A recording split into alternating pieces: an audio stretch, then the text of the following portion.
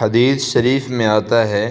کہ ایک مرتبہ حضرت عثمان بن ابی العاص رضی اللہ تعالی عنہ نے حضور اقدس صلی اللہ علیہ وسلم کی خدمت اقدس میں عرض کی، یا رسول اللہ صلی اللہ علیہ وسلم، شیطان میرے اور میری نماز و قرأت کے درمیان حائل ہو جاتا ہے۔ تو کریم آقا صلی اللہ علیہ وسلم نے فرمایا، یہ خنزب نامی شیطان ہے، جب تم اسے محسوس کرو تو اعوذ باللہ من الشیطان الرجیم پڑھو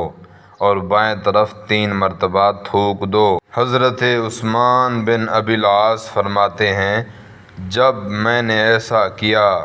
تو اللہ پاک نے اس کو مجھ سے دور فرما دیا۔ کریم آقا صلی اللہ علیہ وسلم نے فرمایا، شیطان انسان کے دل پہ چھایا رہتا ہے، جب انسان اللہ کا ذکر کرتا ہے تو وہ پیچھے ہٹ جاتا ہے، اور جب وہ غافل ہوتا ہے تو شیطان دوبارہ اس کے دل پہ چھا جاتا ہے۔